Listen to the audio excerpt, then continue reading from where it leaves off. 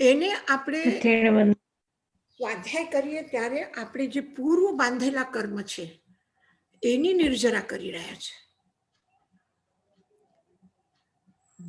પણ વર્તમાનમાં જે ઉદયમાં આવ્યા છે એનાથી બંધ થઈ રહ્યું છે. અને જે ઉદયમાં આવે છે એ સ્વાધ્યાયના વખતે સ્વાધ્યાયના કારણથી એટલા તીવ્ર નથી, મંદ છે. એટલે કલર થોડું ફીકું પડી ગયું એમાં છે ને.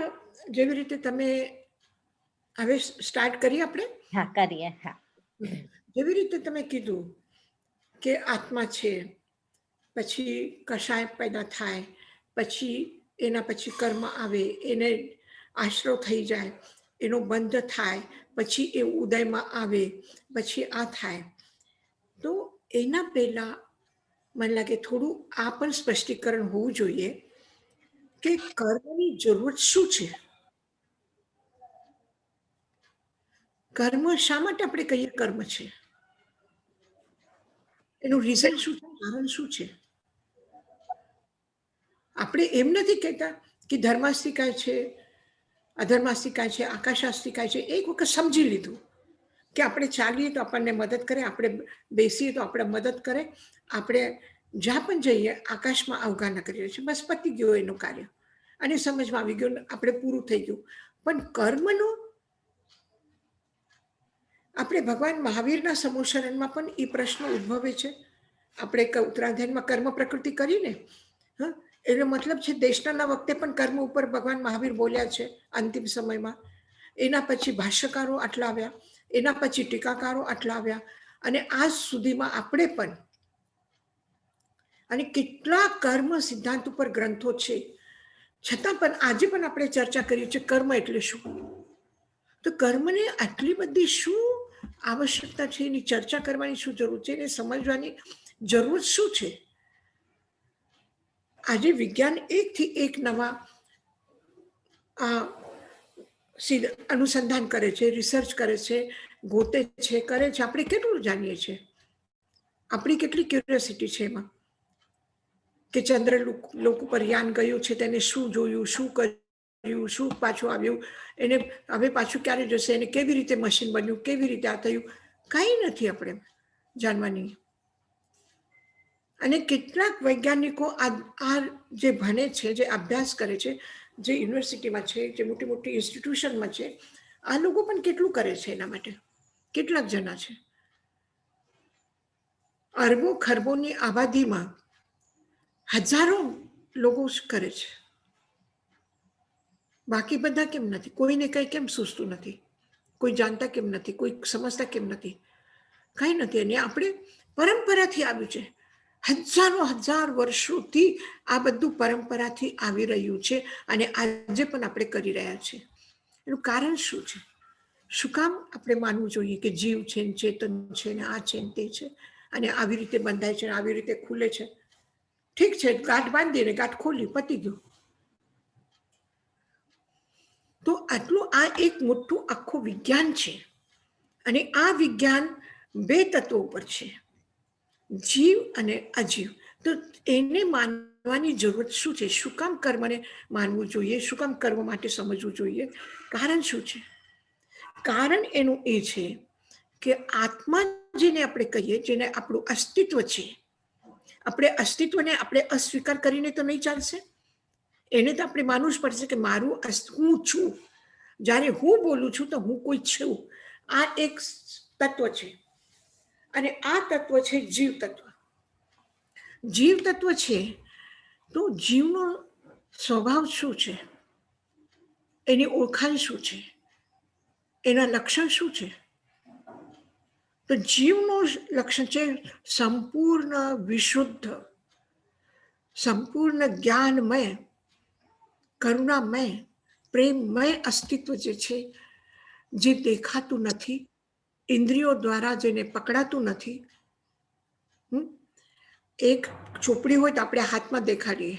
હું હમણાં તમને પૂછું કે આજે આપણો ગુણસ્થાન નથી, ઉત્તરાધ્યાય છો, અથવા ઉત્તરાધ્યાય ક્યારે છે તો તમે ઉત્તરાધ્યાયની ચોપડી, ના ઉત્તરાધ્યાયનો આજે ક્લાસ છે, મને ચોપડી દેખાડશો તમે, તો આપણે ચોપડી હોય તો આમ દેખાડી શકીએ, હાથમાં પકડી શકીએ એને.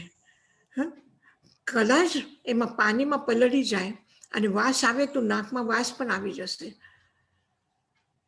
વર્ણ છે, ગંધ છે, રસ છે, સ્પર્શ છે, અને એને અલગ અલગ ઇન્દ્રિયો બધું આ ગ્રહણ કરીને આપણને દેખાડે છે. તો આત્મા શું છે? પછી આત્માને કોઈ દેખાડી શકશે કે આ આત્મા છે, આનો આ કલર છે, આનું આ ગંધ છે, એનું આ સ્પર્શ છે? કારણ કે એમાં વર્ણ, ગંધ, રસ, સ્પર્શ નથી. એટલે ઇન્દ્રિયોથી એ ગ્રહણ થતું નથી. ઇન્દ્રિય એને જાણી શકતો નથી આત્માને.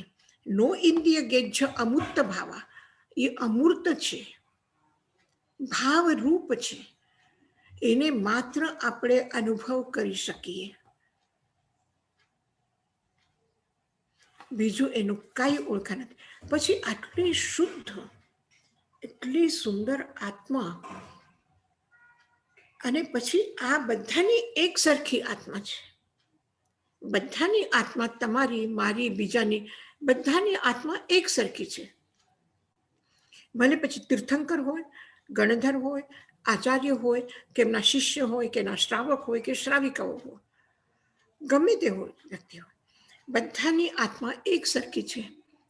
પણ આપણે જોઈએ છે કે દરેક વ્યક્તિ તો જુદા જુદા લાગે છે. દરેક વ્યક્તિનો સ્વભાવ જુદો છે. એક પણ વ્યક્તિ બીજા વ્યક્તિ સાથે મેળ નથી ખાતો. એક જેવા બે વ્યક્તિ જડતા નથી. એના સ્વભાવમાં ઓછું અધિકપણું છે, એના જ્ઞાનમાં ઓછું અધિકપણું છે, એના વ્યવહારમાં ઓછું અધિકપણું છે, એના સુખ દુઃખમાં પણ તારતમ્ય છે. કોઈ વધારે સુખી છે, કોઈ વધારે દુઃખી છે, કોઈ ઐશ્વર્યવાન છે તો કોઈ દરિદ્ર છે, કોઈ જ્ઞાની છે તો કોઈ અજ્ઞાની છે, કોઈ બીમાર છે તો કોઈ સ્વસ્થ છે. કોઈને યશ, માન, સન્માન ઘણું મળે છે, કોઈને કંઈ પણ કરે તો અપમાનિત થાય છે.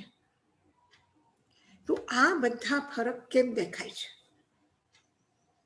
કોઈ બ્લેક કલરનું છે, કોઈ ઘેઉ કલરનું છે, કોઈ સ્નો વ્હાઇટ છે. તો આ અલગ અલગ પ્રકાર કેમ દેખાય છે? તો આ પ્રકાર કોને બનાવ્યા? જેવી રીતે સોનું છે, તો સોનું છે, પણ સોનુંમાં કોઈ મોંઘું છે, કોઈ સસ્તું છે, કોઈ કેવું છે, કોઈ કેવું છે. તો આ કેમ ફરક પડી ગયું? તો સોના અલગ અલગ પ્રકારના છે. આપણે કઈ આત્મા અલગ અલગ નથી. દરેક દાગીનામાં જે સોનું છે, આ સોનું એક જ છે. પછી એનો આકાર કેમ જુદું છે? એની કિંમત કેમ ઓછું અધિક છે? એનું કારણ શું છે? કારણ એમાં કોઈ ને કોઈ એક બીજું તત્વ આવેલું છે. આ સોનામાં પ્યોર સોનો 100% નથી. એમાં થોડી મિલાવટ આવી ગઈ, અને જેટલી મિલાવટ આવી ગઈ એટલી એની કિંમત ઓછું અધિક થઈ ગઈ છે. પછી એ અલગ અલગ સાચામાં આવી ગયા. તો કોઈ લાંબી ચેન થઈ ગઈ છે, કોઈ એમાં ડિઝાઇન બનાવીને આવેલી છે, તો કોઈ નાની રિંગ બની છે, કોઈ આમ કાનમાં પહેરવાવાળા સુંદર ડિઝાઇનના એ બની ગયા છે, કોઈ પગમાં પહેરવાવાળા બની ગયા છે. તો આ અલગ અલગ પ્રકાર એના થઈ ગયા છે. અલગ અલગ ડિઝાઇન એમાં આવી છે.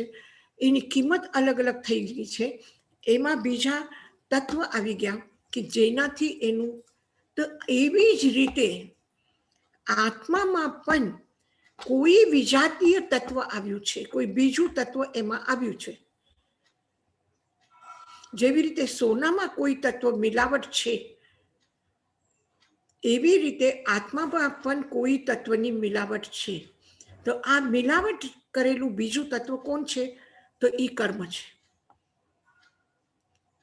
કર્મની મિલાવટના કારણથી, જેવી રીતે પાણી શુદ્ધ છે, પણ પાણીમાં કલર નાખેલું છે, કોઈ વ્હાઈટ છે, કોઈ બ્લુ છે, કોઈ બ્લેક છે, કોઈ યલો છે, કોઈ ગ્રીન છે.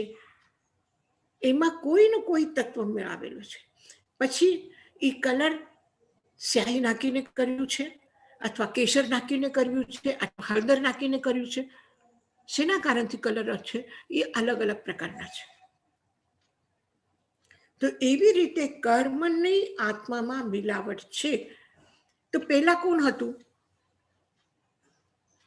તમે કીધું ને કે આ થયું, પછી એમાં કશાય આવ્યા, પછી એમાં કર્મ, પછી કેમ? પછી છે તો પહેલા કોણ? પહેલા આત્મા છે કે પહેલા કર્મ છે? બે ભેગા જ હતા. બે સાથે છે. કેવી રીતે સાથે થઈ ગયા? જો આપણે માનશું કે આત્મા પહેલા છે, તો આત્મા પહેલા છે તો જેમ છે એમ જ રહી જાત ને. પછી એમાં મિલાવટ માટે કર્મ ક્યાંથી આવ્યા? અને એ ક્યારે આવ્યા? પહેલા કોણ? પહેલા આત્મા કે પહેલા કર્મ? તો બે સ્વતંત્ર તત્વ છે, બંને સાથે છે, પણ એ મિલાવટ થઈ છે. અને ક્યારે આ મિલાવટ થઈ? અને મિલાવટ થવા પહેલા આત્માનું અસ્તિત્વ હતું સ્વતંત્ર? જો સ્વતંત્ર અસ્તિત્વ હતું તો સિદ્ધની જેમ એમાં કર્મ લાગી ન શકે. જો પહેલા આપણે માનીએ કે પહેલા આત્મા શુદ્ધ છે, પહેલેથી જ એ શુદ્ધ છે, છતાં મિલાવટ હતી એમાં. એનું શુદ્ધપણું ક્યાં ખોવાયું નથી, ક્યાં નષ્ટ થયું નથી, છતાં એમાં મિલાવટ થઈ છે. અને એ મિલાવટ પહેલેથી એટલે કર્મ અને આત્મા પહેલેથી મળેલા છે. જો આપણે પહેલેથી મળેલા ન માનીએ તો આખી સંસારની રચના સ્વીકાર કરવામાં મુશ્કેલ થશે. અને સંસાર દેખાય છે, અલગ અલગ પ્રકારના જીવ દેખાય છે. વનસ્પતિમાં તો બીજું છે, તિર્યંશમાં બીજું છે, પૃથ્વીમાં બીજું છે, અગ્નિમાં બીજું છે, પશુમાં અલગ છે, કીટ પતંગમાં અલગ છે, મનુષ્યમાં અલગ છે. અને મનુષ્ય પણ કેટલા પ્રકારના છે. કોઈ ક્રોધી છે, કોઈ અહંકારી છે, કોઈ જેલસી છે, કોઈ કાંઈ છે, કોઈ કાંઈ છે. તો આ કેમ ફરક પડે છે? તો આ કર્મનું દ્વારા ફરક પડ્યું છે. જેમાં જેવી મિલાવટ થઈ છે એ પ્રકારે એના જેમાં ક્રોધ, હિંસા એની વધારે મિલાવટ થઈ છે કે આત્મા કરતા વધારે. તમે લોટ લીધું કે શાક લીધું અને એમાં વધારે મરચાં નાખી દીધા તો શું થશે? શું થશે? વધારે તીખું થશે. તમે કોઈ પણ દાળ બનાવી અને એમાં ગોળ વધારે નાખ્યું તો ગળી થઈ ગઈ. લીંબુ વધારે નાખ્યું તો ખાટી થઈ ગઈ. અને એ ન નાખો તો એનું ટેસ્ટ કઈ જુદું છે. તો આ જે અલગ અલગ પ્રકારના ટેસ્ટ બન્યા છે એના દ્વારા ઓછું અધિકમાં ફરક પડે છે. તમારા લોટના ડબ્બા તો નિશ્ચિત જ છે. 4-5 જાતના લોટ છે, તમારા 5-6 પ્રકારના મસાલા છે. એમાં તો ફરક નથી ને? એમાં ફરક નથી. ઘઉં છે, દાળ છે, ચાવલ છે અને મસાલા છે. બસ આટલા જ ઘરમાં સામાન છે. પણ એનાથી તમે કેટલા જાતના રસોઈમાં પદાર્થ બનાવો છો, કેટલી વેરાયટી બનાવો છો, કેટલી બનાવો છો. એક ખાલી લોટ, પાણી એ છે, એમાંથી રોટલી, ઘી છે, સાખર છે, એમાંથી તમે રોટલી બનાવો છો, ખાખરા બનાવો છો, લાડવા બનાવો છો, શીરો બનાવો છો, હજી શું શું બનાવો છો, ગોળ પાપડી બનાવો છો. આ એટલા 4 વસ્તુમાં જ તમે આટલી રમત કરો છો. તો આ રમત જ ચાલી રહી છે. આ રમત જ સંસાર છે કે આ માત્ર 2 તત્વ છે. આ 2 તત્વનો ખેલ છે કે આ 84 લાખ યોનિમાં ભટકાવે છે. આટલા જીવોમાં આટલા પ્રકારના જીવો પેદા થાય છે, આટલા પ્રકારના એના સ્વભાવ પેદા થાય છે. તો એ સ્વીકાર કરીને ચાલુ પડશે તમારે કે પહેલા કોણ? પહેલા કોણનો કોઈ જવાબ નથી. બંને સાથે છે. અને સાથે છે સ્વતંત્ર રીતે સાથે નથી, મિલાવટ સાથે છે. અને મિલાવટ પાછી એવી છે, દૂધ અને પાણી મળી ગયા એવી મિલાવટ થઈ ગઈ, પણ પછી તમે લીંબુ નીચોડીને પાણીને અલગ કરો ને દૂધને અલગ કરો તો પણ શું થાય છે, થોડું પાણી તો રહી જાય છે. છેનો બનાવો તમે તો થોડું પાણી તો રહી જ જાય છે એમાં. તો એમાં એવું મિલાવટ થઈ છે કે સાધારણ વ્યક્તિ જેને ખબર નથી કે લીંબુ નીચોડવાથી દૂધ અને પાણી અલગ થઈ શકે છે, અથવા તમે હંસ નથી, જે રાજહંસ, જે આચાર્યો, જે વિદ્વાનો, એટલા માટે વિદ્વાન લોકોને, જ્ઞાની લોકોને હંસની ઉપાધિ આપવામાં આવી છે. રામકૃષ્ણ પરમહંસ સાંભળ્યું છે ને નામ? એ હંસ એટલે શું? કોઈ બગુલાની કોઈ પણ એડવર્ટાઇઝ નથી જ્ઞાન જગતમાં કે બગુલો બહુ સારું છે, એમ નથી. હંસ બહુ સારો છે. શું કામ સારો છે? કારણ કે એને વિવેક છે કે દૂધ અને પાણીને એ અલગ કરે છે. હંસ શ્વેત બકશ શ્વેત, હંસ પણ સફેદ છે, બગલો પણ સફેદ છે. કો ભેદો બક હંસયો, એ બંનેમાં ફરક શું છે? નીરક્ષીર વિવેકેતુ, હંસો હંસ બકો બક. નીર અને ક્ષીર, નીર એટલે પાણી, ક્ષીર એટલે દૂધ. દૂધ અને પાણીને જુદું પાડવું હોય ત્યારે હંસ હંસ છે અને બક બક છે, એ તમને ખબર પડી જશે. તો દૂધ અને પાણીનો વિવેક ન કરી શકે એ અજ્ઞાની છે, એ સંસારી છે, એ મિથ્યાત્વી છે, અજ્ઞાની છે, મૂળ છે. અને જે હંસ અને છે એ સમ્યક્તિ છે, જ્ઞાની છે, મહાન છે. એ દૂધ અને પાણીને જુદું પાડે છે. તો કર્મ અને જીવને જે જુદું સમજે છે, એટલે આપણે આત્મા અને શરીર કહીએ, પણ શરીર શું છે? કર્મ પિંડ છે, કાર્બન વર્ગનાનું પિંડ છે શરીર. વાણી પણ કાર્બન વર્ગના છે, મન પણ કાર્બન વર્ગના છે. અને કાર્બન વર્ગના એટલે જે આપણે ઉત્તરાયણમાં કર્યું 8 કર્મ જે છે, એ 8 કર્મ નો જેવી રીતે આપણે લોટ લીધું અને લોટમાં કોઈમાં સાખર મિક્સ કરી, કોઈમાં નમક મિક્સ કર્યું, કોઈમાં મરચું મિક્સ કર્યું, કોઈમાં જીરું મિક્સ કર્યું, તો શું થયું? અલગ અલગ કલર, અલગ અલગ સ્વાદ, અલગ અલગ એના ટેસ્ટ, અલગ અલગ કલર થઈ ગયા, અલગ અલગ ટેસ્ટ થઈ ગયા, અલગ અલગ એનું વેટ થઈ ગયું. તો એવી જ રીતે આ પહેલા લોટની જેમ બધા કર્મ આશ્રવ થઈને આવ્યા, કાર્બન વર્ગના પરમાણુ. પછી એ 8 એના ડિવિઝન થઈ ગયા, 8 વિભાગ થઈ ગયા. જ્ઞાનાવર્ણ્ય, દર્શનાવર્ણ્ય, વેદનીય, મોહનીય, આયુષ્ય, નામ, કર્મ, નામ, ગોત્ર અને અંતરાય. જે જ્ઞાનાવર્ણ્ય છે એ શું કરે છે? આત્માના જ્ઞાન ગુણને ઢાંકે છે. દર્શનાવર્ણ્ય આત્માના સામાન્ય જ્ઞાનને ઢાંકે છે. વેદનીય આત્માને સુખ દુઃખ માં નિમિત્ત બને છે, શરીરને પીડા આપે છે, એ પીડા આત્મા અનુભવ કરે. મોહનીય કે ક્રોધ પેદા કરે, અહંકાર પેદા કરે, જેલસી પેદા કરે, કામની તીવ્ર ઈચ્છા પેદા કરે. એ બધા વિકારો જે પેદા કરે છે, અને જેના પેદા થવાથી આત્મા અને કર્મ મળીને નવા કર્મ ભેગા કરે છે, એ મોહનીય કર્મનું કામ છે. આયુષ્ય શું કરે છે? કે જીવને એક સમય સુધી એ શરીરમાં રોકી રાખે છે, એને બીજા શરીરમાં જવા નથી દેતો. આયુષ્ય કર્મ. નામ કર્મ એના ઇન્દ્રિયોને બનાવે છે, ઇન્દ્રિયોની જોવાની શક્તિને બનાવે, ગ્રહણ કરવાની શક્તિને બનાવે છે. અને ગોત્ર કર્મ કુલ, ખાનદાન, અને વેદનીય એને સુખ દુઃખના સાધનો આપે છે. અંતરાય એને જ્ઞાન પ્રાપ્તિ માટે પણ એનર્જી જોઈએ, વેદના ભોગવી હોય તો પણ એનર્જી જોઈએ, એક કમજોર વ્યક્તિ હશે, એકદમ તાકાત નથી જરા પણ ઊભું રહેવાની, એ ક્યાંથી પડી ગયો તો શું થશે? હાડકા ભાંગી જશે, મરી જશે.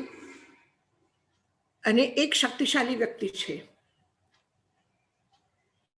તો એ ઉપરથી કૂદકો મારશે તો પણ એને ક્યાંય વાગે નહીં. તો આ વીર્યાંતરાય કર્મ છે, આ શક્તિ એમાં શરીરમાં આવી છે. તો એવી રીતે આ ડિવિઝન થઈ ગયું. અને પછી એનું કેટલા અવધિ સુધી રહેશે, એ ક્યારે એનું પરિણામ આવશે, એ પરિણામ એને સુખ આપે કે દુઃખ આપે, એ બધું એને આખી સૃષ્ટિ તૈયાર થાય છે. તો આ રીતે કર્મ અને જીવ આ બંને થઈ ગયા. તો આ જ્યારે મિક્સ થઈને વિવિધ રૂપમાં આવી ગયા, આ જગતને, આ સૃષ્ટિની રચના જોઈને કર્મ છે એ માનવું પડે છે, એ સ્વીકાર કર્યા વગર કોઈ, એ સત્ય છે, આ હકીકત છે કે આ બે તત્વની મિલાવટ છે. હવે આ મિલાવટને આપણે આપણા અનુકૂળ બનાવીએ, આપણા ટેસ્ટ મુજબ આપણે કરીએ, એ આપણા પુરુષાર્થો પર છે. કે દૂધમાં કેટલી સાકર નાખવી છે, ચાયમાં કેટલી સાકર, કેટલું પાણી, કેટલી ચાયની પત્તી જોઈએ છે, આ આપણી કલા છે.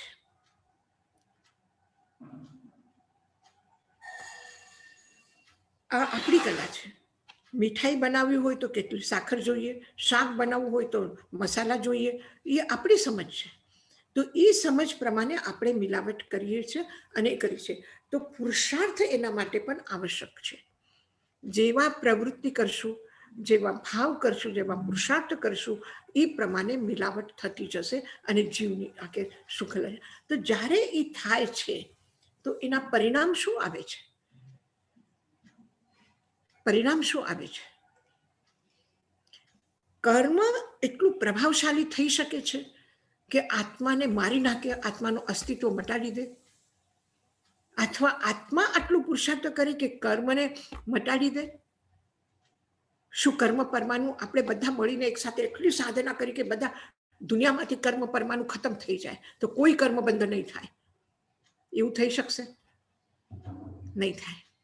ન જીવની મૃત્યુ છે, ન કર્મની મૃત્યુ છે. જીવને આપણે નષ્ટ નથી કરી શકતા અને કર્મને પણ આપણે નષ્ટ નથી કરી શકતા. સ્યુસાઇડ કરી લીધું તો પણ કર્મ, જીવ મરતો નથી. અગ્નિમાં બાળી નાખ્યો તોય એ મરતો નથી. જેને ગીતામાં પણ બધા ધર્મ લોકો આ સ્વીકાર કર્યું છે. ગીતામાં પણ કહ્યું છે કે નૈનમ છિંદંતી શસ્ત્રાની, નૈનમ દહતી પાવક. શસ્ત્ર એને કાપી ન શકે, અગ્નિ એને જલાવી ન શકે, પાણી એને ડુબાડીને સડાવીને ખતમ કરી ન શકે. આત્મા ખતમ થતી નથી અને પરમાણુ પણ ખતમ થતા નથી. એને પણ કોઈની તાકાત નથી, આત્માની પણ તાકાત નથી કે એને ખતમ કરે. પછી આ મુક્તિ શું છે, મોક્ષ શું છે? બસ એ અલગ પડે, જુદા થઈ જાય, એકબીજા સાથે રે નહીં. આ મિક્સ થવાની જે છે ને, મિલાવટ ખતમ થઈ જાય. કર્મ અને જીવ ભેગા મળી ન શકે, એ એકદમ જુદા પડી જાય, એટલું કરી શકીએ આપણે. એ કરવાની સાધના છે.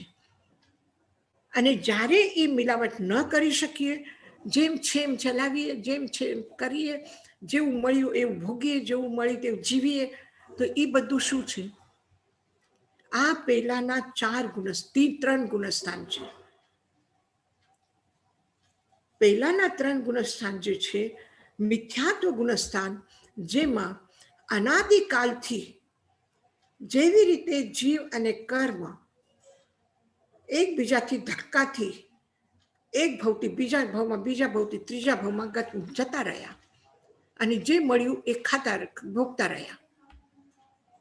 એટલે કોઈનો આત્માનો પુરુષાર્થ નથી. જેમ કર્મનો ધક્કો મળ્યો એમ એ ગયા, એમ એ ભોગ્યું અને ભોગતી વખતે જે અવસ્થા થઈ એ પ્રમાણે પાછા નવા કર્મ ઉપાર્જન કર્યા. જેવી રીતે એક સૂખો પાંદડો ઝાડમાંથી પડ્યું નીચે અને હવા આવી તો એ પાંદડા જાય છે. ક્યાં જાય છે? પોતાની ઈચ્છાથી જાય છે, પોતાના મરજીથી જાય છે. પોતે વિચારે છે કે નહીં, આ ઝાડ પાસે હું આટલા દિવસ રહ્યો, એની સુંદરતા વધારી, હવે એને મૂકીને હું ક્યાં જાઉં, એને છોડીને ક્યાં જાઉં, ઝાડ પાસે જ રહીશ. ભલે હું મરી જઈશ તો પણ એના પાસે જ રહીશ. નહીં કરે. જ્યાં હવા એને ઉડાડી લઈ જાય. એમ પણ નહીં કે પૂરબ દિશા બહુ સારી હોય કે ઉત્તર દિશા સારી છે તો હું આ દિશામાં જાઉં, કે આ દિશામાં ભગવાન વિરાજમાન છે, આ દિશામાં તીર્થક્ષેત્ર છે તો ત્યાં જાઉં. કાંઈ નહીં. આ દિશામાં લંડન છે કે ત્યાં બહુ સારા ભાવિકો છે તો હું એ દેશમાં જાઉં. એવું કાંઈ એના પાસે નથી. જ્યાં એને હવા ઉડાડીને લઈ જાય એ જાય છે. ક્યાં પડી જાય તો પડી ગયા, ક્યાં સડી ગયા, ત્યાં ટુકડો થયું ત્યાં ટુકડું થઈ ગયું. જે થાય એના આધીન કાંઈ નથી. એ હવાના આધીન, પાણીના આધીન. ગલાવે તો ગલી ગયા, સડાવે તો સડી ગયા. પાછું કોઈ બીજ એવું આવ્યું, એને ઝાડના રૂપમાં પેદા કર્યું તો એમાં વયો ગયો. એ સ્થિતિ એની છે મિથ્યાત્વ ગુણસ્થાનની, કે જે કર્મના સંપૂર્ણ રીતે કર્મના આધીન છે. એનું પોતાનું કાંઈ નથી. બસ પોતાનું એનું એટલું જ છે કે આત્મા છે એટલે બે જ્ઞાન છે એના પાસે, મતિ જ્ઞાન અને શ્રુત જ્ઞાન. એ ઓછું અધિક પ્રમાણમાં છે, બાકી બીજું કાંઈ નથી. ક્યાં ક્યાં થોડું અવધિ જ્ઞાન દેખાય તો એ અવધિ જ્ઞાન પણ અને મતિ જ્ઞાન અને શ્રુત જ્ઞાન પણ શું છે? અજ્ઞાનના રૂપમાં છે. અવધિ જ્ઞાન પણ અજ્ઞાનના રૂપમાં છે, જ્ઞાન રૂપમાં નથી. એ પણ આવરણથી ઢકાયેલું છે. અને એ આવરણ પણ જ્ઞાનાવરણીય કર્મ કહેવામાં આવે છે, પણ એ જ્ઞાનાવરણીય કર્મ પણ મોહનીય કર્મથી પેદા થયેલું છે. તો આ સ્થિતિ એટલી ભયંકર છે મિથ્યાત્વ અવસ્થાની, કે ભયંકર કષાય, ભયંકર વિકાર, ભયંકર દુઃખ, બધું જ એકદમ ક્લાઇમેક્સ ઉપર છે. ગરમી એટલે ભીષણ ગરમી, આંધી તુફાન એટલે ભીષણ આંધી તુફાન. નોર્મલ સ્થિતિ ત્યાં છે જ નહીં.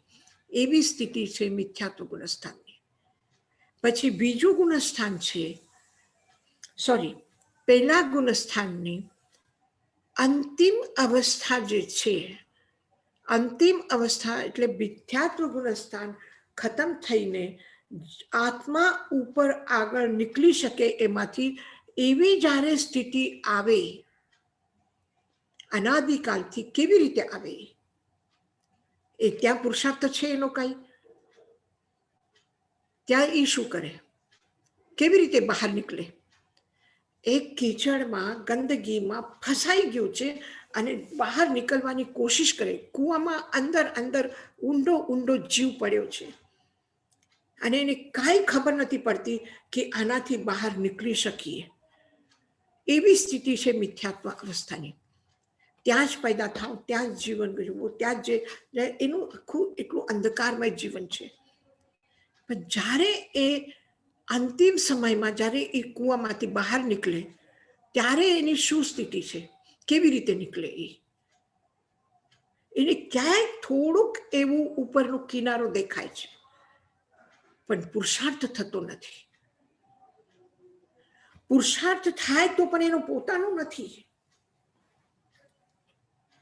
જેવી રીતે એક નદીના પ્રવાહમાં પહાડ તૂટીને પથ્થર પડ્યું છે અને એ પથ્થર નદીના પ્રવાહના, પાણીના પ્રવાહના ધક્કાથી આગળ જાય છે, આગળ જાય છે, આગળ જાય છે.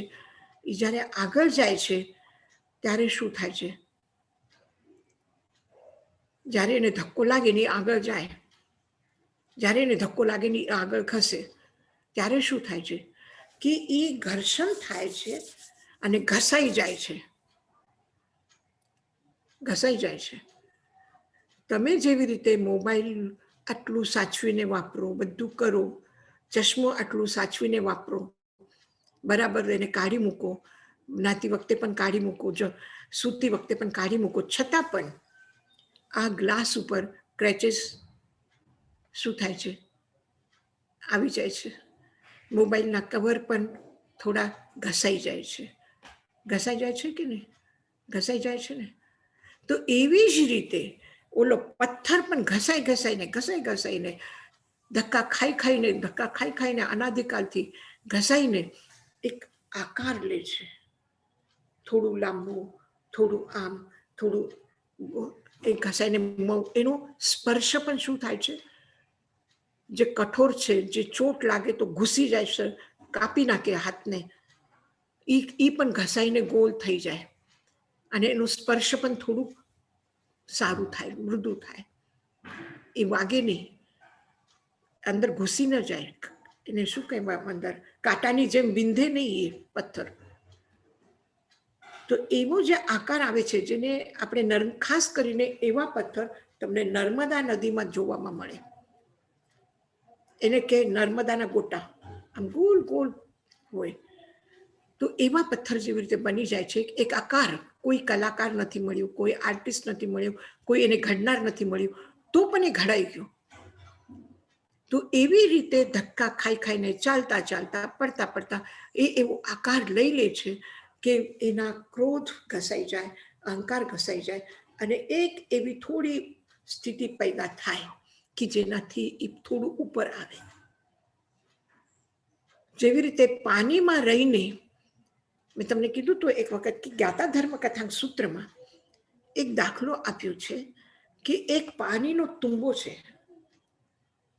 એટલે જે રાઉન્ડ શેપમાં જે કદ્દુ હોય ને એવો, એને તુંબો કહે. તો એ સુકાઈ જાય તો એ પાણીમાં તરે છે. પણ એવા તુંબા ઉપર માટીના લેપ લગાડો, સુખાવો, પાછું બીજું લગાડો, સુખાવો, પાછું ત્રીજું લગાડો, સુખાવો. એમાં 8 કર્મના 8 લેપ લાગેલા છે.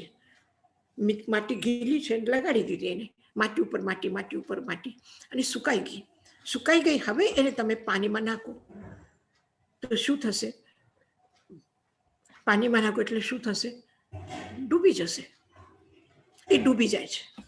ડૂબીને ત્યાં મહિનો સુધી પાણીના અંદરમાં પડ્યો રહે. પછી શું થાય? પાણીના એમાં રહેવાથી, પાણીના ધક્કાથી, પાણીના સંગથી ધીરે ધીરે માટી નીકળતી જાય છે. અને પછી માટી નીકળી ગયા પછી એ થોડું જેવી રીતે હલકો થાય એવી રીતે ઉપર આવે અને ઉપર આવીને પાણી ઉપર તરે છે.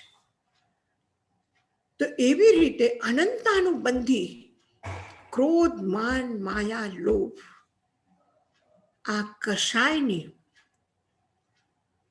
70 કોડાકોડી સાગરોપમની જે સ્થિતિ છે, અનાદિકાળ સુધી આટલા લાંબા સ્થિતિમાં રહ્યા પછી જ્યારે એક કોડાકોડી સાગરોપમની સ્થિતિ રહી જાય અને 69 કોડાકોડી સાગરોપમની સ્થિતિ ખતમ થઈ જાય,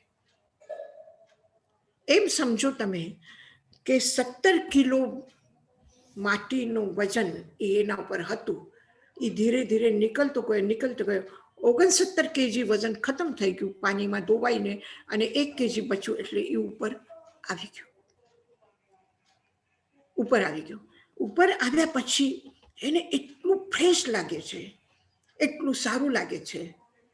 એક અંધારા રૂમમાં જો તમે થોડા દિવસ બંધ થઈને રહો અને પછી તમને ક્યાંય એવું બારીમાંથી પ્રકાશ અંદર આવે, હવાના ધક્કાથી થોડીક બારીમાં તૂટી જાય કે છેદો થઈ જાય કે કોઈ પથ્થર માર્યું ને થોડું તૂટી ગયું, જે પણ સંયોગ થયા, ગુરુનો ઉપદેશ, શાસ્ત્રની વાણી કે કોઈ એવો પ્રેરક વચન, જે પણ કંઈ મળ્યું, જેના કારણથી એક છિદ્ર થયું અને એમાંથી પ્રકાશ અંદર આવ્યો.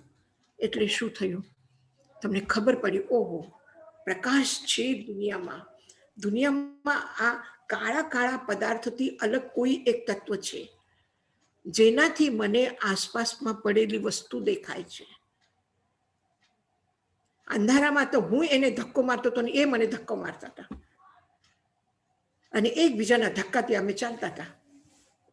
અને હવે મને દેખાય છે કે રસ્તામાં ટેબલ પડ્યું છે, ખુરશી પડી છે, આ સારી બેડ છે તો એના ઉપર સૂઈ જાઉં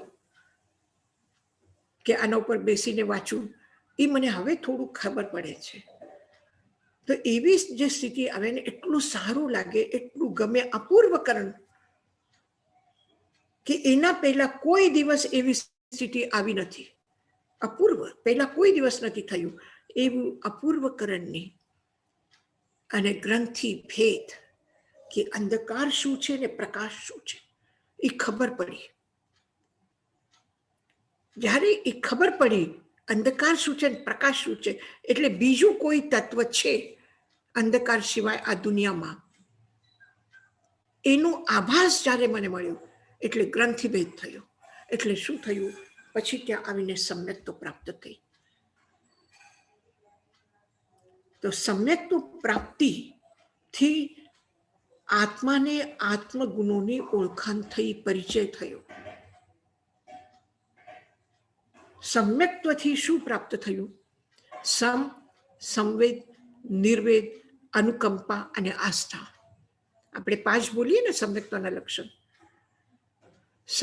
સંવેદ, નિર્વેદ, અનુકંપા અને આસ્થા.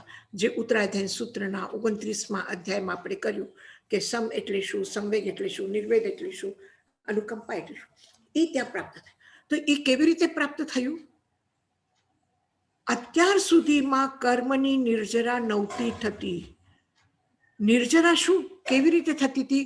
જે બાંધેલા કર્મ છે એ ભોગું છું, બસ આટલી જ નિર્જરા,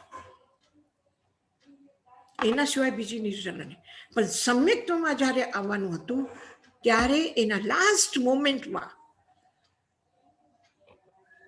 પહેલા ગુણસ્થાનના અંતમાં અને સમ્યક્ત પ્રાપ્તિના પ્રારંભમાં નિર્જરા થઈ, આત્મવિશુદ્ધિ થઈ અને આત્માને આત્માના ગુણની ઓળખાણ થઈ.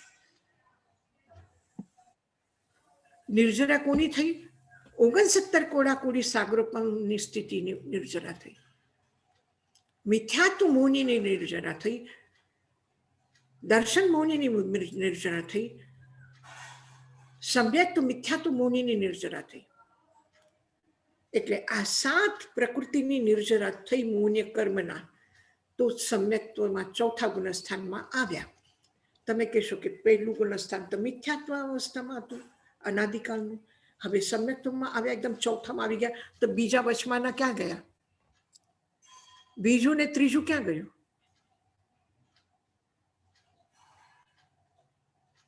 બીજું ને ત્રીજું ક્યાં ગયું? તો બીજું ગુણસ્થાન જે છે એ ખબર નથી પડતી કે પ્રકાશ છે અને અંધારામાં જીવ્યા છે, એટલે એ એક ખબર છે. અને અંધારું અને પ્રકાશ, જેવી રીતે સૂરજ નથી ઉગ્યો, પણ સૂરજ ઉગવાના પહેલા પરોઢીએ પ્રભાતકાળ જેને આપણે કહીએ, પ્રાતઃકાળ જેને કહીએ, સૂર્યોદય પહેલાની સ્થિતિ, સમ્યક્ત્વ પ્રાપ્ત કર્યું ત્યારે અનુભવ શું થયું? અંધકારનું પણ અસ્તિત્વ છે અને પ્રકાશનું પણ અસ્તિત્વ છે. મિશ્ર અવસ્થા એટલે મિશ્ર ગુણસ્થાન. અને ત્રીજું તે સાસ્વાદાન ગુણસ્થાન. સાસ્વાદાન ગુણસ્થાન એટલે શું? કે કોઈ કડવી ચીજ ખાધી તો મોઢા ઉપર થોડું કડવો સ્વાદ રહી જાય. કડવી દવા લો તો દવા લીધા પછી પણ થોડું કડવું જીભ થઈ જાય છે, પછી એમ થાય બીજું કંઈ ખાઈ લે ત્યાં કડવું પણ નીકળી જાય. તો એ એક વસ્તુ ખાઈને એ તો નીકળી ગયા, અંદર વહી ગઈ, છતાંય એનો સ્વાદ રહી ગયો. તો જ્યારે ઉપશમ શ્રેણી કરીને જીવ નીચે ઉતરે છે, શપક શ્રેણી, ઉપશમ શ્રેણી 8મા ગુણસ્થાનથી શરૂ થાય છે, 9મા 10માં ઉપશમ શ્રેણી કરે અને નીચે આવે, 6માં આવે, 5માં આવે, 4માં આવે, ત્યાં સુધી તો એનો સમ્યક તો છે. પણ ક્યારેક જીવ વચમાં ન જ પોતાને સાચવે, ઉપરના સીડીથી 10મા સીડી 14 સીડી છે, 14 ગુણસ્થાન. તો 10મા સીડીથી તમે નીચે પડ્યા તો વચમાં કંઈક હેન્ડલ કે કઈ વસ્તુ મળી અને એને પકડીને રહી ગયા, તો 5મા છઠ્ઠામાં રહી શકો છો, 4થામાં રહી શકો છો.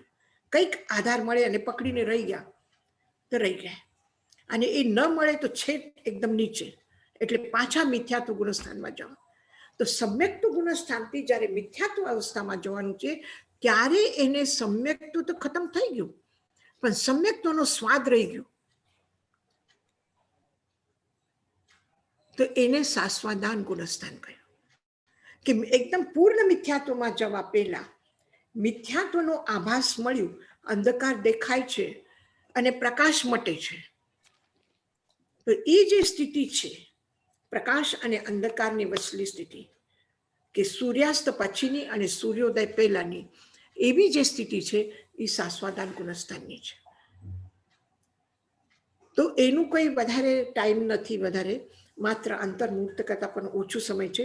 જ્યારે પડે છે તો ઓલે સીડીનો સ્પર્શ કેટલો વાર લાગે, એટલી જ વારનો એનો સમય છે. તો બસ એ ચોથામાંથી પહેલામાં જવાના પહેલા એના બેનો અનુભવ કરીને એ જાય છે. એમાં કોઈ કર્મબંધ થતા નથી. કર્મ ઉદયમાં આવે છે પણ કર્મબંધ નથી ત્યાં, કોઈ કર્મનો બંધ થાય એવું સ્થિતિ નથી ત્યાં. પછી ચોથા ગુણસ્થાનમાં આવ્યા. ચોથા ગુણસ્થાનમાં આવ્યા પછી યા તો જીવ એમાં જ રહી જાય, અથવા અત્યાર સુધીમાં ચોથા ગુણસ્થાનમાં આવ્યા સમ્યક્ત પ્રાપ્તિ થઈ, એટલે શું મળ્યું? જન્મ મરણ તો ટળ્યા નહીં, જીવની યાત્રા તો ચાલુ જ છે, કર્મનો ઉદય અને ભોગ ચાલુ જ છે. પછી શું ફરક પડ્યો? ફરક એટલું જ પડ્યું કે અનાદિકાલથી મિથ્યાત્વ ગુણસ્થાનમાં આપણે જંગલમાં ભટકતા હતા, ખોવાઈ જતા હતા. એ ખોવાઈ ગયેલો વ્યક્તિ જેને ખબર નથી મારું ઘર ક્યાં છે, કઈ દિશામાં હું જાઉં તો ઘર મળે મને, અને ઘર ન મળે તો શું હાલત થાય? કોઈ દિવસ ખોવાય કે નહીં? ખોવાઈ જાય તો ક્યાં રહેવાનું, ક્યાં સુવાનું, કોના સાથે બોલવાનું, સગાવાલા ક્યાં છે, પ્રેમી ક્યાં છે, દુશ્મન ક્યાં છે? ખાલી એના વિચારોમાં અટવાઈને જે સંસારમાં અટવાઈ ગયા છે, એવી સ્થિતિ મિથ્યાત્વ ગુણસ્થાન. લક્ષ્ય નથી પણ ભટકે છે, યાત્રા પણ કરે છે, થાકી પણ જાય છે કરીને, ચાલીને પણ કઈ મળતું નથી. જેવી રીતે પેલા મશીન નહોતી અને તળમાંથી તેલ કાઢવું છે, તો કેવી રીતે કાઢે? તલ છે, ચીનિયા બદામ છે, બધું ત્યાં એ નાખતા હતા. અને ઓલા બૈલ જે છે એને ખબર ન પડે, આવડું ન જાય, એટલે એના આંખ ઉપર પટ્ટી બાંધેલી હોય અને એ ગોલ એને ફેરવે છે. તો એના ફેરવવાથી ઓલું ચાક જે છે એ ફરે છે, અને એના ચાકના નીચે તળ પીસાઈને એમાંથી તેલ નીકળે છે. તો એને ઘાની કહેતા હતા લોકો હિન્દીમાં, મારવાડીમાં. તો એ ઘાનીનો બેલ જેવી રીતે ફરે છે, માઇલો સુધી ફરે છે, પણ ક્યાંય પહોંચતો નથી. ક્યાં પહોંચે છે? 100 કિલોમીટર ચાલ્યા, પણ એક ગામથી બીજા ગામમાં નથી ગયા, કે ગલીમાંથી બીજા ગલીમાં નથી ગયા, અને ઓલું જે સર્કલ હતું એટલામાં જ ફર્યું. તો આ જેવી રીતે મિથ્યાત્વની અવસ્થા જે છે, એ કોઈ ઉપલબ્ધિ નથી, કોઈ સુખનો અનુભવ નથી, અને એવા સ્થિતિમાં માત્ર રખડવાનું છે, માત્ર શ્રમ કરવાનું છે. તમને કોઈ કે 1 મહિનો 1 વર્ષ સુધી બસ કામ જ કરવાનું, કામ કરવાનું, તમને પગાર નહીં મળે, તમને પૈસો નહીં મળે, તો એમાં ખોટી મહેનત કરશો? તો ખોટી મહેનત કરતા હતા, અનાદિકાલથી મળતું કાંઈ નહોતું, કાંઈ મળે નહીં, ઉપલબ્ધિ કાંઈ નહીં, 0. અને મહેનત એટલું જ, શ્રમ એટલું જ, કષ્ટ એટલા જ, દુઃખ એટલા જ, એ મિથ્યાત્વની અવસ્થા. અને હવે શું થઈ ગયું કે લક્ષ્ય મળી ગયું. ઉદ્દેશ્ય શું છે? હવે લક્ષ્યનું પહોંચવાનું ક્યાં છે, મંજિલ ખબર છે અને માર્ગ મળ્યો. કયા રસ્તાથી જવાનું છે અને ક્યાં પહોંચવાનું છે એ ખબર પડી ગઈ. એટલે માર્ગ મળવું અને લક્ષ્ય નિર્ધારણ થવું એ થઈ ગયું. એટલે શું થયું કે ભટકાવ ખતમ થઈ ગયો. હવે યાત્રા છે, હવે ચાલવાનું છે, હવે પ્રવાસ છે. આટલા દિવસ યાત્રા નહોતી, ચાલતા હતા પણ યાત્રા નહોતી, ક્યાંય પહોંચતા નહોતા. હવે ક્યાં ને ક્યાં પહોંચી જશું. બની શકે વચમાં સ્ટેશન છે એમાં રોકાઈ ગયા અને પાછા ત્યાંથી ગાડી ટ્રેન ચાલે છે એમાં બેસી ગયા, પછી સ્ટેશન ઉપર ઉતરી ગયા, ત્યાં થોડા દિવસ રહ્યા અને પછી ત્યાંથી પાછા બેસીને પછી પાછું બીજી જગ્યા પહોંચી ગયા. એમ કરતા કરતા કરતા એક દિવસ મંજિલ મળી જશે. જેવી રીતે ભગવાન મહાવીરને સમ્યક્ત્વ પ્રાપ્ત થયું અને સમ્યક્ત્વ પ્રાપ્ત થયા પછી એને લક્ષ્ય મળ્યું, માર્ગ મળ્યું, એટલે 27 ભાવમાં એને મોક્ષ થયો. એટલે મોક્ષ નિશ્ચિત થઈ ગયું, લક્ષ્ય નિશ્ચિત થઈ ગયું. પછી એ અર્ધપૂતગલ પરાવર્તનમાં પહોંચો. તમે બાય કાર જાઓ છો, બાય ટ્રેન જાઓ છો કે બાય પ્લેન જાઓ છો, તમારી જે તાકાત છે, તમારે પોકેટ જેટલી તમને પરમિશન આપે છે એ પ્રમાણે તમે ટિકિટ લો છો. બાય પ્લેનથી જવું હોય તમારી પાસે 6 પૈસા, તમે ખર્ચીને અને એ કરીને પ્લેનથી તમે પહોંચી જશો. નહીં પહોંચો તો પછી બાય કાર જાઓ. એટલું પણ નથી તો પગે ચાલો. યા તો એ જ ભાવમાં અથવા ત્રીજા ભાવમાં યા 27 ભાવમાં યા અર્ધપૂતગલ પરાવર્તનમાં. પણ મોક્ષ નિશ્ચિત છે, લક્ષ્ય નિશ્ચિત છે. તમે પરમ શુદ્ધ થવાના છો. આ શુદ્ધિની, આત્મવિશુદ્ધિની જે શરૂઆત થઈ એનો અર્થ છે કે પૂર્ણ શુદ્ધ થવાના છો. એની શાશ્વતી તમને મળી કે હવે મને કઈ વાંધો નહીં. હવે મને ખબર પડી ગઈ કે વિશુદ્ધતા શું છે, આત્મા કોને કહેવાય એ મને ખબર પડી ગઈ. હવે હું આત્માનો પૂર્ણતાને પ્રાપ્ત કરીને રહીશ.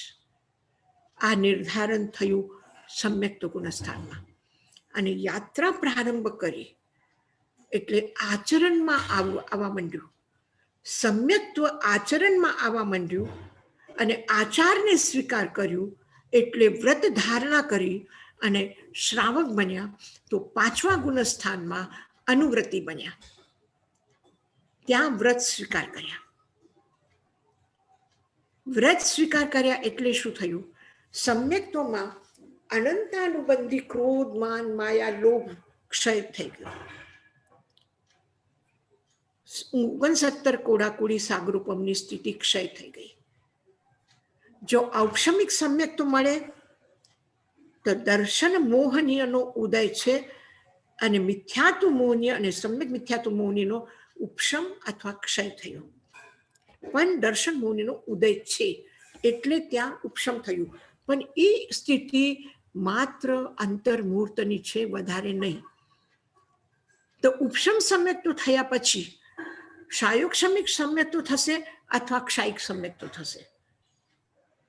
આ વિધાનમાં ઉપશમની સ્થિતિ બહુ ઓછી છે અને માત્ર મોહનીય કર્મનો ઉપશમ થાય છે. જ્ઞાનાવર્ણીય, દર્શનાવર્ણીય અને અંતરાય આ 3 ઘાતી કર્મનો ઉપશમ થતો નથી. માત્ર મોહનીય કર્મનો ઉપશમ છે. અને સમ્યક્ત્વ પ્રાપ્ત થયા પછી સૌથી પહેલા ઔપશમિક સમ્યક્ત્વ થાય છે એટલે ઉપશમ થાય છે. અને અંતર્મૂર્ત પછી, અંતર્મૂર્ત એટલે એક સમયથી લઈને 1 મિનિટથી લઈને 48 મિનિટના સમયના વચ્ચેનો ગાળો જે છે એમાં ગમે ત્યારે ઉપશમમાંથી તમે ક્ષયોક્ષમમાં આવશો અથવા ક્ષાયિકમાં આવશો. તો ક્ષાયિક સમ્યક તો અથવા શાયુક્ષમિક સમ્યક તો ચોથા ગુણસ્થાનમાં છે. પછી અપ્રત્યાખ્યાનાવર્ણ્ય ક્રોધ, માન, માયા, લોભ આનું ક્ષય થઈ જાય એટલે ક્ષયોક્ષમ થઈ જાય એટલે તમે પાંચમા ગુણસ્થાનમાં આવો છો અને ત્યાં વ્રત ગ્રહણ કરવાની સ્થિતિ આવે છે. એટલે જેવી રીતે મારા આત્માને, જેવી રીતે મને કોઈ દુઃખ આપે, ત્રાસ આપે તો મને દુઃખ થાય છે, એવી જ રીતે બીજાને પણ દુઃખ થાય છે. આ અનુભૂતિ સમ્યક તો અવસ્થા. તો પછી હું હવે કોઈને દુઃખ નહીં આપું, હું કોઈની હિંસા નહીં કરું, હું જૂઠ નહીં બોલું, હું ચોરી નહીં કરું, હું અબ્રહ્મનું સેવન નહીં કરું, હું આસક્તિને ઓછું કરું, ભોગ ઉપભોગના સાધનોનો આટલો બધી સંગ્રહ કરીને રાખવાની જરૂર શું છે?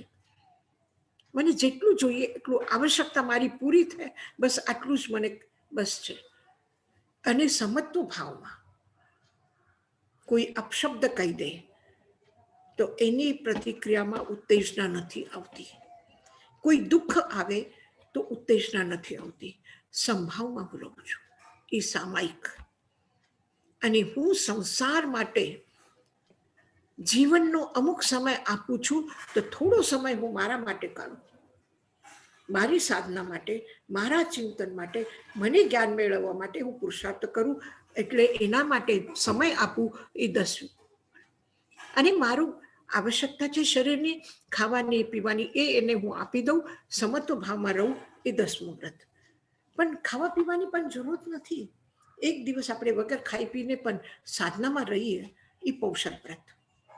અને બીજાને હું મદદરૂપ થાઉં, બીજાના દુઃખને હળવા કરું, એને હું કેવું હેલ્પફુલ થાઉં, એના માટે આપવાનું. આ મારું છે કરીને નહીં રહેવાનું, આસક્તિ ઓછી કરીને બીજા માટે કામ આવીએ, બીજા માટે ઉપયોગી થઈએ, ઉપદ્રવ ન કરીએ, ઉપયોગી થઈએ. આ 12મું વ્રત. તો એ પ્રકારે 12 વ્રતનું સેવન, 12 વ્રતનો અંગીકાર કરવું, એ 5મું ગુણસ્થાન છે. યશાજી મહારાજ, બોલો. મથેણ વંદામી, મને તમને 2-3 પ્રશ્ન મારા મગજમાં આવ્યા. બોલો. એક તો તમે પેલા મિથ્યાત્વનું કીધું કે આપણે પુરુષાર્થ, મિથ્યાત્વમાં પુરુષાર્થ ના હોય. તો કેવી રીતના તમે દાખલા બહુ ફાઇન આપ્યા છે કે ઓલો પાણીમાં હોય તો કેવી રીતના એ ઓલું થઈ જાય, તો એના મેળાએથી આપણા એમને કર્મ ખપાઈ જાય ને આપણને સમ્યક્ત્વનું જરાક દેખાય, એના મેળાએથી જ થાય એમને પુરુષાર્થ વગર. તો બધા જીવોને તો થાય ને? ઓકે. પણ ક્યારે થશે, શું થશે, એનું કઈ નહીં, એ હિસાબ નહીં. હા, એ તો સંયોગ, એ તો કઈક એવા તમારા ભાગ્ય. પછી તમે એમ કીધું કે એક વખત તમને જરાક સમ્યક્ત્વ થાય એટલે કા આ ભાવમાં, કા 3 ભાવમાં, કા 27 ભાવમાં, કા બીજા એક તમે કીધું, ઈ તમે ચોથું શું કીધું તું? અર્ધપૂતગલ પરાવર્તન. એટલે શું, એનો અર્થ શું? એ એક સમયની મર્યાદા છે, એનું લાંબુ હિસાબ છે કે અર્ધપૂતગલ પરાવર્તન કોને કહેવાય. ઓકે. જેવી રીતે આપણે પલ્યોપમ, સાગરોપમનું કરીએ ને, એવી રીતે અર્ધપૂતગલ પરાવર્તનનું. તો યશાજી સમય છે એ.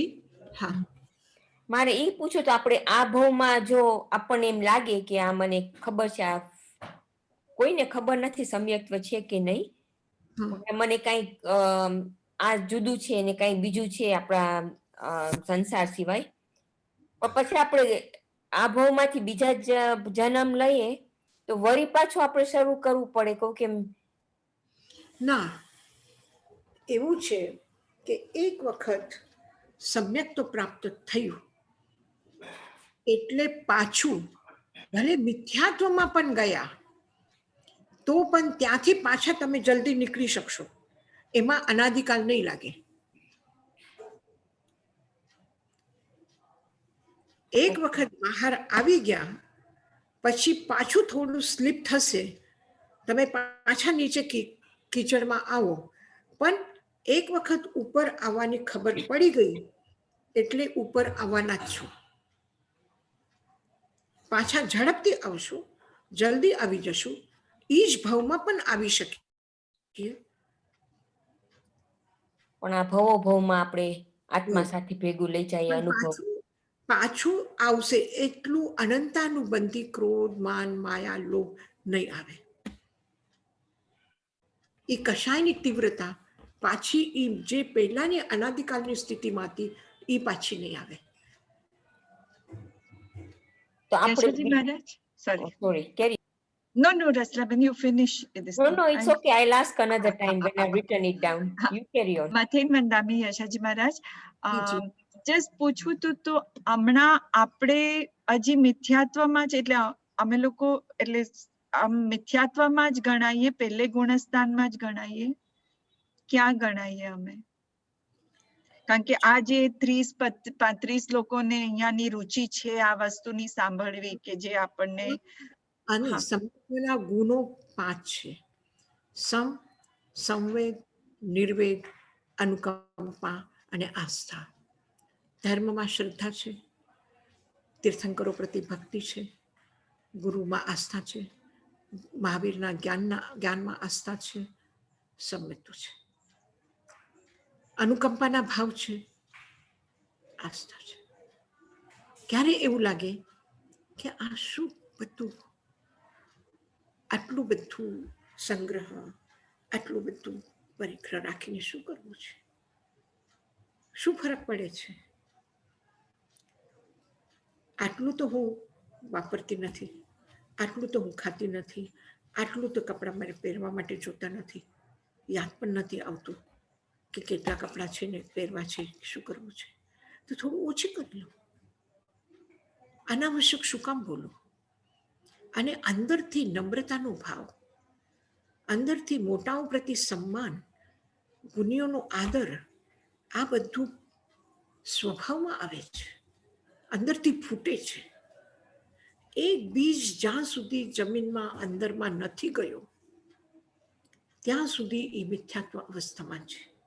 આમાં જમીનમાં ગયા પછી એ ઉગી આવવાનું છે. તો એનો અંકુર ફૂટ્યું એટલે એ વૃક્ષ થવાનું છે. તો સમ, સંવેદ, નિર્વેદ, અનુકંપા ને આસ્થા. ક્યારે એવો અનુભવ થાય છે કે પહેલા મને કોઈ જરાક કઈ કહેતો હતો તો આટલું ક્રોધ આવતો હતો અને હવે ક્રોધ ઓછું થઈ ગયું છે. હવે એટલું ખોટું નથી લાગતું. પહેલા મારા હાથથી ખરાબ થઈ હોય વસ્તુ તોય છૂટતી નહોતી અને હવે સારામાં સારી વસ્તુ હું મારા માટે લાવું છું, મારા માટે રાખું છું અને કોઈ કહે કે આ બહુ સરસ છે તો હું તરત જ આપી દઉં છું. કોઈના દુઃખ જોઈને મારા આંખમાં આંસુ આવે છે. મારા દુઃખ માટે મેં 1000 વખત રડી, આંસુ સાર્યા, પણ આજે બીજાને જોઈને આંસુ આવે છે તો એ સંવેદ છે. એટલે આપણે મિત્રત્વમાં છે ના. જો આસ્થા છે, ભક્તિ છે અને અનુકંપા છે, આ સમ, સંવેદ, નિર્વેદ કદાચ નહીં પકડી શકો, પણ આસ્થા અને અનુકંપાનો ભાવ તો છે ને, એને તો જાણી શકો છો ને. અને આ છે તો નિશ્ચિત સંવેદ તો છે. એટલે યશાજી મહારાજ આપ કહો છો કે અમે ચોથા ગુણસ્થાન ને અડ્યા છીએ. હા, ત્યાં કહેવાય. હવે તમને એમ લાગે છે કે મારે શ્રાવક થવું છે, મારે વ્રત અંગીકાર કરવું છે, મારે આ કરવું છે, આ મૂકી દેવું છે, આ છોડવું છે, આની આવશ્યકતા નથી, આ નથી, આ નથી. તો આ જે ભાવ છે આ પણ શ્રાવકપણનો સ્વીકાર કરવાનો ભાવ, એટલે 5મા ગુણસ્થાન તરફ જવાની યાત્રા છે. હું રીટાબેનની રાહ જોઉં છું એ ક્યારે દીક્ષિત થાય. એટલે જોઈએ છીએ કે ક્યારે કરુણા ખતમ થઈ જાય ને તમે આવી લો બધા. મથેન વંદામી બેન, આપણે ઉપાસક સંઘનું જલ્દી કરીને અમને વ્રતધારી કરવા માંડો છે યશાજી મહારાજ. નહીં, એવું છે સુચિતાબેન, દ્રવ્યથી ભલે ને આપણે પચકાન નથી કર્યા કે વ્રત ધારણ નથી કર્યા, પણ ભાવથી તો કર્યા ને. તો ભાવમાં તો આવી ગયું ને.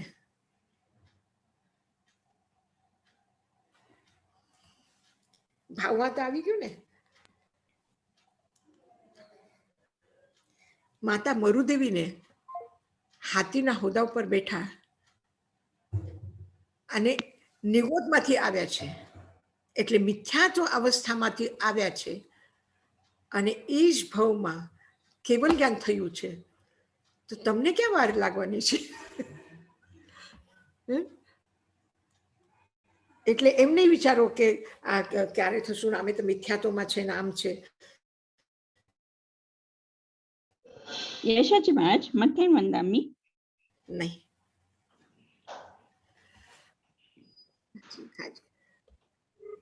મને પૂછવું હતું કે આપણે ચોથા ગુણસ્થાને કોન્સ્ટન્ટલી રહી શકીએ ઇન ધ સેન્સ? हाँ तो लेके आ जाओ आधा घंटे.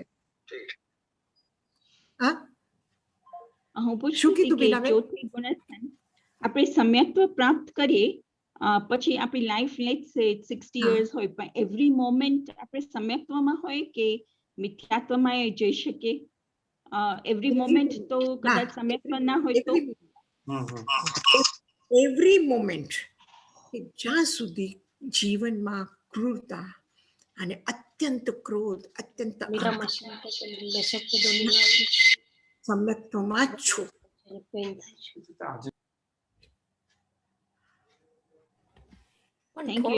આવી જાય તો અને આપણને અનુભવ નથી એનો. હું તો કહું છું કે મને અનુભવ નથી એવું કે હું કોઈને મારી નાખું, એટલું મને ક્રોધ આવ્યો છે કે હું પોતાની જાતને ખતમ કરું, એટલું મને ઉત્તેજ થઈ છું. એ અનુભવ નથી. આટલી ક્રૂરતા નથી આવી, આટલું ક્રોધ નથી આવ્યો. તો એ નથી તો મિથ્યાત્વ ક્યાંથી આવશે?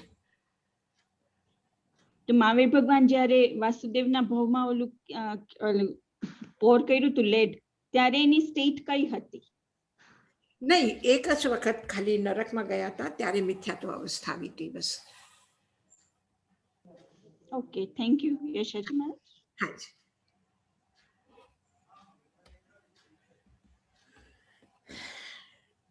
બધું બરાબર છે? સમજાનું? બહુ આકૃતિ યશાજી મહારાજ, તમે બહુ ફાઇન રીતે સમજાવો છો. તમે સમજાવો તો વિચાર એમ થયા રાખે કે બહુ આકૃતિ નથી લાગ્યું ને? ના ના, બહુ ફાઇન સમજાવો છો એક્ઝામ્પલ ફાઇન દો છો. યશાજી મહારાજ, મારા અનુભવમાં લગભગ જેટલા માણસો હ્યુમન બીંગ્સ મને મળે છે, તો આ તમે સમવેગ, નિર્વેગ, અનુકંપા ને આસ્થા ના દેખાડી એવા જ મારા અનુભવમાં છે. મને કોઈ અક્રૂરોલા મળ્યા જ નથી. તો કેટલા બધા જીવોને સમ્યક્ત્વ હશે? ઘણા બધાને છે, ઘણા બધાને છે. અનંત સિદ્ધ થઈ ગયા છે. તો એ સમ્યક તો થયા ત્યારે થયા છે ને સિદ્ધ, અને થવાના છે. એમાં એક નંબર આપણું પણ છે. પછી એમાંથી ક્વેશ્ચન આવે કે જો બધા સિદ્ધ થઈ જાય, આપણે સીડી ઉપર ચડી ગયા છે. મિથ્યાત્વને સીડી પણ નથી દેખાતી, અને સીડી સુધી પહોંચી ગયા પછી સીડી પકડાતી પણ નથી. પણ આપણે તો સીડી ચડવાનું શરૂ કરી દીધું. 14 માંથી 3 આપણે પાર કરી દીધી. નાના બાળકને પહેલું પગથિયું ઉપાડીને રાખવું એ જ મુશ્કેલ લાગે છે, પણ પહેલું પગથિયું ઉપડ્યું એટલે આખી જિંદગી ચાલવાના છે. એને પછી કોઈ આંગળી પકડીને ચાલવાનું શીખવાડવાની જરૂરત નહીં પડે, પણ પહેલા વખત પહેલું પગ ઉપડે એ જ મોટી વાત છે. આ કાદવમાંથી કોઈ ખેંચીને કાઢતા હતા તોય નહોતા નીકળતા હતા. આવા દસાઈ ગયા હતા એકદમ અંદરમાં. ગંદકીમાં, કીચડમાં, બીમાર, ત્યાં એટલું એ હતું. એમાં આપણે ફસાઈને એટલા અનાદિકાલથી રહ્યા અને એમાંથી નીકળ્યા, એ સૌથી મોટી વાત છે. એ સહેલું નથી નીકળવું. કોઈ વ્યક્તિ પગ ખેંચીને નીચે જ લે, એના કરતા પણ કીચડમાં ધસાયેલો પગ હજી કાઢીએ ત્યાં સુધીમાં પાછું અંદર જાય છે. જેટલું કાઢવાનો પ્રયત્ન કરીએ એટલું અંદર જાય છે. થેન્ક યુ યશાજી મહારાજ. યશાજી મહારાજ, 3 સ્થિતિ છે. એક કીચડમાં ચાલવું, અને એક કીચડ સુકાઈ ગયું અને એના ઉપર ચાલવું, અને એક પક્ષીની જેમ આકાશમાં ઉડવાનું. આ 3 સ્થિતિ છે. એમાંથી ભયંકરમાં ભયંકર સ્થિતિ છે કીચડમાં ચાલવું. કઠિનમાં કઠિન, મહેનત કરીએ પણ વ્યર્થ જાય એવી સ્થિતિ છે. એમાંથી તો નીકળી ગયા ને. હવે તો આપણે મજાથી ચાલી રહ્યા છે સુખા જમીન ઉપર. તો એક દિવસ જાય પણ એકદમ પક્ષીની જેમ ઉડી જશું. યશાજી મહારાજ, જી, મથેણ વંદામી. મને વિચાર આવે કે અમે કદાચ ચોથા ગુણસ્થાને ટચ કર્યું છે, અમને આટલી બધી ખબર પડી ગઈ છે કે આગળ વધવાનું છે, પણ કેમ અમારો પગ ઉપડતો નથી? 12 વ્રતમાં એ નથી ઉપડતો, એ કેમ એવું હશે? નહીં, શું છે એમાં થોડુંક તો એમ છે બીનાબેન, કે આપણા મનમાં થોડા ભ્રમ પણ છે કે 12 વ્રત લેવા બહુ અઘરું છે, આપણે અહિંસાનું પાલન કરવું, આ કરવું, એ કરવું, પછી અમુક આપણે સંસાર છોડી નથી શકતા, આપણે ઘર છોડી નથી શકતા, આપણે રસોઈ કરવાનું બંધ કરી નથી શકતા, તો પછી અહિંસા વ્રત કેમ થાય? તો એમાં આપણે થોડા અટકી જવાય છે. પણ ઉપાસક આનંદ, ભગવાન મહાવીરના 10 શ્રાવક, જેમાં શાસ્ત્રમાં વર્ણન છે એવા, એટલે શાસ્ત્રમાં લાખો શ્રાવકોમાં 10 નું વર્ણન આવ્યું. એનો મતલબ છે કે એ એકદમ વિશિષ્ટતમ હશે. શ્રાવકો કેટલા શ્રેષ્ઠ હશે કે એનું સુધર્મા સ્વામી વર્ણન કરે છે, ગણધરો વર્ણન કરે છે. એવા મહાન સાધકોનું જીવન આપણે જોઈએ છે તો એ શું કરે છે? હજારો પશુનું પાલન કરે છે,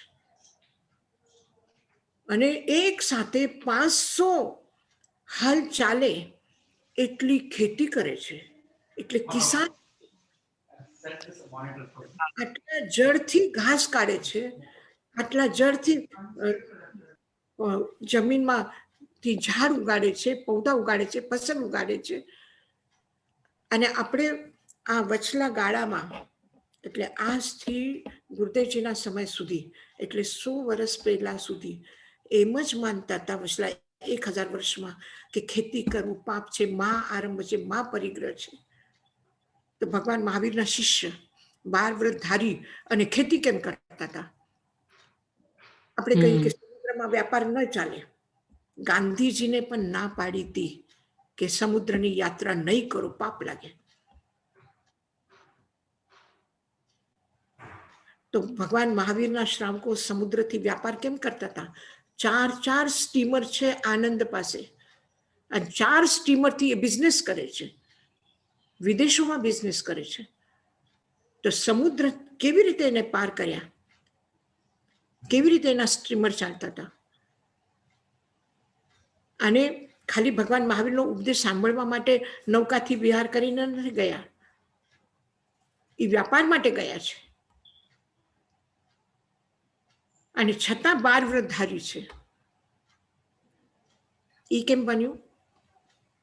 અને આપણે આમ એવી કંઈક ધાર્મિક ક્રિયાઓ માટે આવી એક જડતા પેદા થઈ કે આ ન થાય, આ ન થાય, આ ન થાય. કેમ ન થાય? જેને કઈ ફરક નથી પડતું, સોનાના સિંહાસન પર બેઠ્યા અને માટીમાં બેઠા તો એટલી જ પ્રસન્નતા. સૂકો રોટલો ખાધો તો પણ એટલી જ પ્રસન્નતા, અને બદામનો હલવો ખાધો તો પણ એટલી જ પ્રસન્નતા.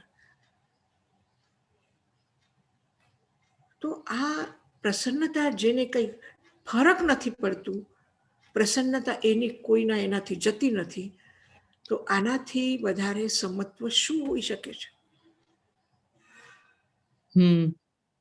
આ જીવન છે. સુખના તડકા પણ લાગે, દુઃખના તડકા પણ લાગે છે, અને સુખને ઠંડી હવા પણ મળે છે.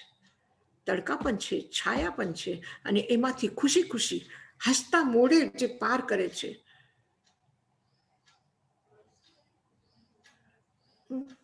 તો આ વ્રતી નથી તો કોણ છે? તો કોને વ્રતી કહેશો તમે? આને વ્રતી ન કહેવાય, આને સમ્યક્તિ ન કહેવાય, તો પછી સમ્યક તો કોને કહેશો?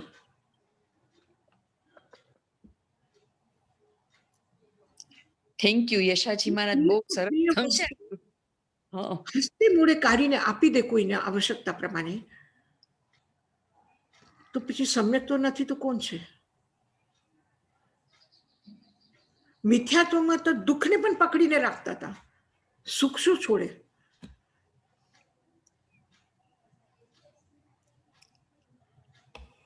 એક જેલમાં કોઈ વર્ષો સુધી પુરાઈને રાખ્યું હોય અને એને બહાર કાઢો તો એને પ્રકાશ ગમે નહીં. એને પગમાં બેડીઓ ન હોય તો ન ગમે. એ કહે છે પગ કેમ આમ લાગે છે મારા? એને બહાર કાઢો તો થોડા દિવસ એને પાછું અંધારામાં રાખવું પડે, થોડું ધીમે ધીમે હળવો હળવો એને પ્રકાશમાં લાવવું પડે. અને એટલું જ નહીં, થોડા દિવસ જો પથારીમાં રહી જાઓ, કોઈ તકલીફ ન થાય અને બીમાર થાય તો કોઈ વ્યક્તિ પથારીમાં થોડા દિવસ રહી જાય અને પછી જમીન ઉપર પગ મૂકવું હોય તો ડર લાગે ક્યાંય પડી ન જઈએ. તો આ થોડા દિવસનું એક આટલું નાનું એક્સપિરિયન્સ ચાલ્યા નથી, એમાં એવું લાગે છે કે હું ચાલી ન શકું. તો આટલા દિવસના દુઃખને છોડવું એ સહેલું છે? તો એ સહેલું નથી તો સુખને કોઈ છોડે? દાન આપવાની ભાવના આમસ્તી નથી આવતી. પોતે પેદા કર્યું છે, પોતે કમાવ્યું છે, પોતે મહેનત કર્યું છે, અને એ મારું છે ને એ હું આપું છું. એ સાધારણ વાત નથી. એ 12મો વ્રત છે, અતિથિ સમવિભાગ વ્રત. આપણે વ્રત નથી લીધું, પણ આપણે દાન તો આપ્યું છે ને, અને દાનની ખુશી પણ મેળવી છે ને. હા, અને કદાચ એમાં અભિમાન પણ કર્યું છે. એ અભિમાન એ અલગ વાત છે, એ અલગ વાત છે. ભૂલથી એક દૂધનો પાત્ર છે અને ઢાંકીને રાખ્યું છે, પણ ભૂલથી એમાં થોડું કચરો પડી ગયો, તો કચરો અલગ છે. તમે તરત જ એને આંગળીથી કાઢીને ફેંકી શકો છો, દૂધ પી શકો છો. બરાબર. પણ એમાં દૂધ ખરાબ છે એમ નથી. હા હા, થેન્ક યુ યશાજી મહારાજ, અમને હિંમત મળી થોડીક. એને બહુ પોતાને હીન નહીં સમજવાનું અને અહંકાર પણ નથી કરવો, પણ જે સ્થિતિ છે એ છે એને સ્વીકાર કરવી જોઈએ, એની પ્રસન્નતાનો અનુભવ થવો જોઈએ. અહંકાર નહીં દાન આપવાનું કે મેં આપ્યું, મેં આપ્યું, મેં આપ્યું, એ નહીં. પણ હા, પાછો અવસર એવું મને મળે. મંગલ પાઠ કરીએ. હા, થેન્ક યુ.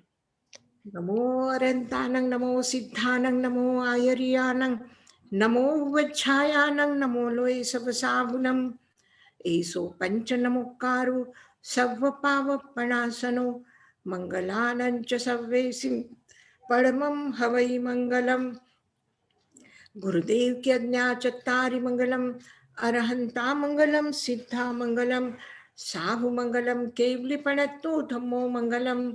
चत्तारि लोगुत्तमा, अरहंता लोगुत्तमा, सिद्धा लोगुत्तमा, साहु लोगुत्तमा, केवलीपणत्तो धम्मो लोगुत्तमो चत्तारि शरणं पव्यजामि अरहन्ते शरणं पव्यजामि सिद्धे शरणं पव्यजामि साहु शरणं पव्यजामि केवलीपन्नत्तं धम्मं शरणं पव्यजामि अरहंतों का शरणा सिद्धों का शरणा साधुओं का शरणा केवली प्ररूपी दया धर्म का शरणा चार शरणा दुख हरणा सुख करना और शरणा नहीं कोई जो भवि प्राणी आदरे तो अक्षय अमर पद होय अंगुष्ठे अमृत वसे लब्धि तना भंडार श्री गुरु गौतम समरिये मनवांछित फल दाता भावे भावना भाविये